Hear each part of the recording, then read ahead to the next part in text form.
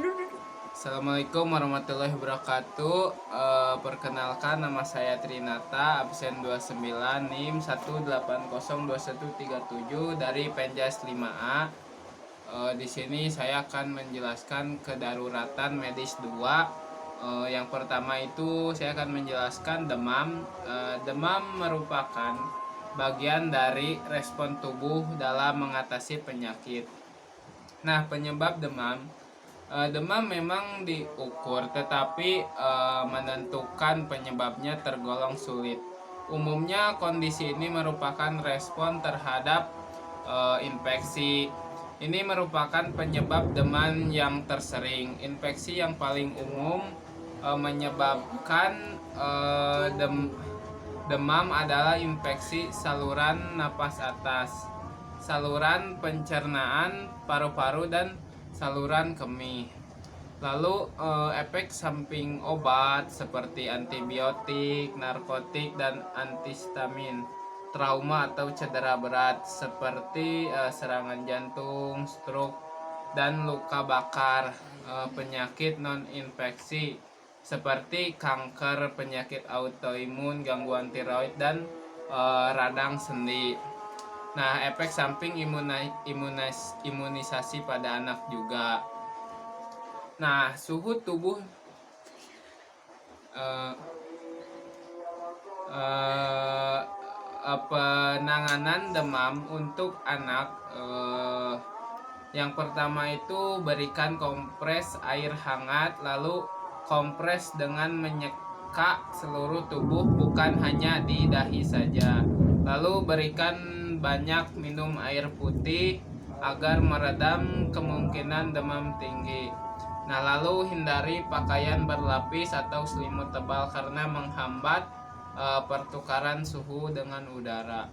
Lalu jika anak terlihat lemah atau dehidrasi, segera bawa ke rumah sakit. Nah, suhu tubuh normal pada manusia usia 3 bulan 37,5 Celcius.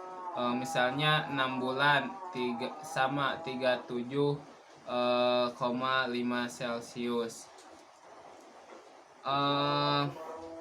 Yang kedua, di sini saya akan menjelaskan kejang.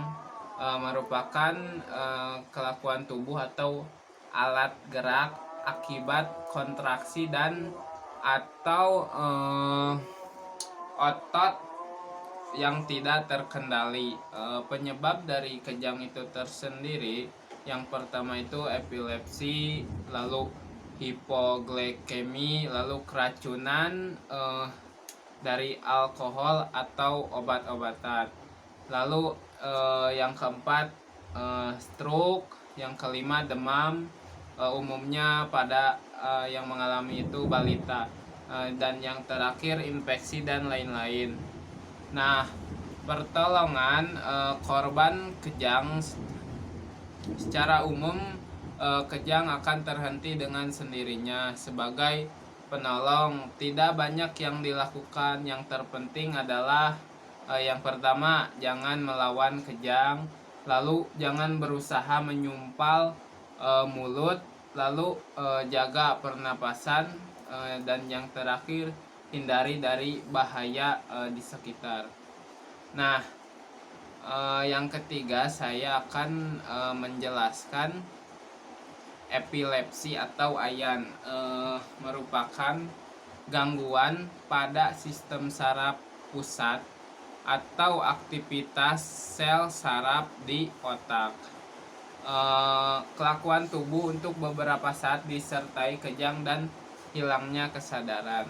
Nah, gejala dan tanda dari epilepsi itu, yang pertama itu jatuh secara tiba-tiba, lalu wajah dan leher sianosis, lalu gerakan kejang ototnya, lalu mulutnya berbuih. Nah, yang terakhir itu setelah kejang biasanya kelelahan. Nah, ketika anak mengalami epilepsi, yang pertama itu kita atau sebagai orang tua anak itu tidak boleh panik. Lalu pastikan anak dalam keadaan yang aman. Lalu anak itu jauhkan dari benda-benda yang tajam, benda yang keras, dan perabot rumah tangga dan yang lainnya. Setelah itu, baringkan tubuhnya ke arah kanan atau kiri agar cairan dalam mulutnya bisa keluar dan tidak masuk ke jalan napasnya. Lalu jangan memasukkan benda apapun ke dalam mulut anak selama kejang berlangsung.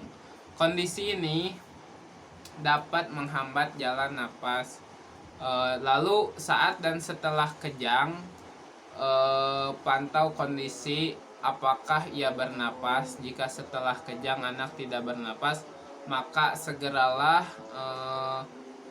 bawa anak ke IGD, rumah sakit terdekat. Lalu selama dan setelah kejang berakhir, anak mungkin ketakutan dan bingung dengan kondisi yang dialami. Nah, tenangkanlah anak dengan berkata bahwa semua baik-baik saja dan bahwa saya atau sebagai orang tuanya selalu ada di sisinya, dan berikan motivasi supaya anak itu semangat. Nah, lalu biarkanlah dia beristirahat, hindari memberikan obat tambahan kecuali bila diresepkan oleh dokter. Nah, ada banyak jenis obat-obatan yang tersedia untuk menangani epilepsi pada anak. Yang pertama itu ada phenytoin, lalu ada jonisamid, lalu ada lamotrigine, lalu ada carbamazepine. Nah, yang terakhir saya akan menjelaskan tentang pingsan atau hilangnya kesadaran karena peredaran darah ke arah otak berkurang. Nah, gejala dan tanda dari pingsan itu tersendiri, yang pertama itu perasaan linglung, lalu pandangan berkunang-kunang, lalu lemas, keluar keringat dingin, lalu menguap, dan kurang respon dan denyut nadi lambat.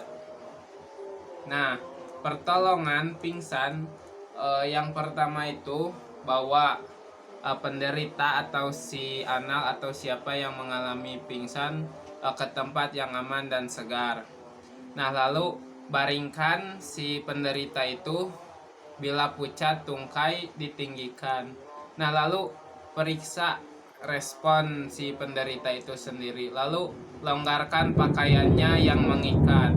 Nah, bila perlu beri rangsangan wangi-wangian seperti minyak kayu putih. Lalu bila pulih, sarankan posisi recovery. Nah, yang terakhir itu beri minum bila penderita sudah bisa duduk dengan nyaman. Nah, sekian penjelasan dari saya. Mohon maaf bila ada kekurangannya. Semoga bermanfaat. Terima kasih. Wassalamualaikum warahmatullahi wabarakatuh.